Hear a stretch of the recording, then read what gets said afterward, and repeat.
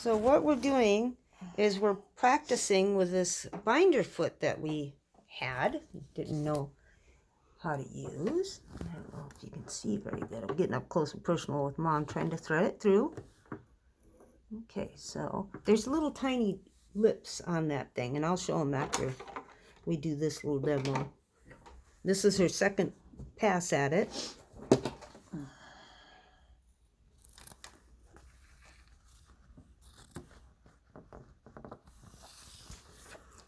Just making sure that the quilt edges are even when she starts, and it's a little bit of a struggle to get this started.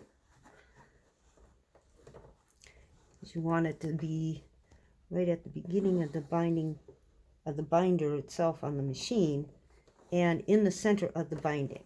Now this is bias binding.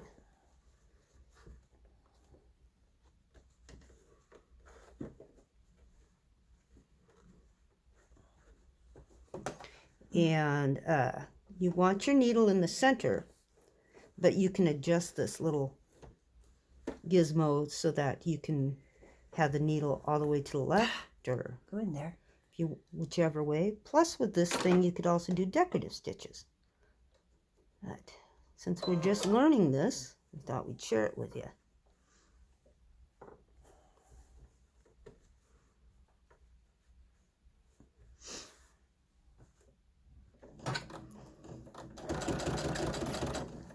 Oh,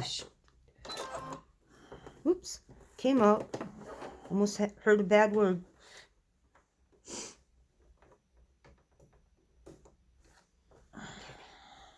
It's just going to take lots of practice to get good at this to start. And it's always nice to have a pokey thing handy. a stiletto or Stiletto, pokey thing. Some people have a purple thing. We even have a wooden pokey thing. So, okay, we'll try again. And you just keep slowly feeding it through and making sure it's in the center of the bias binding, like Mom's doing.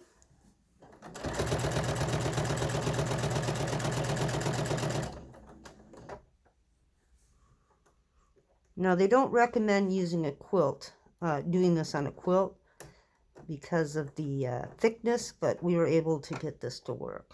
Usually just, lighter weight materials. Now, she was just adjusting the width on the...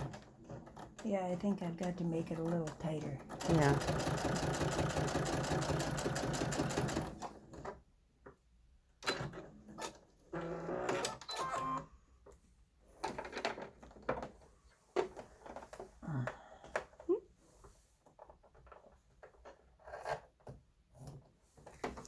I'm going to come over to the other side here.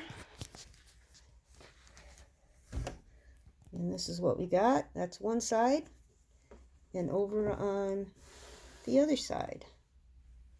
So you notice that the binding is wrinkled a little bit, that there's a little fancy adjuster screw here that she's going to adjust a few times.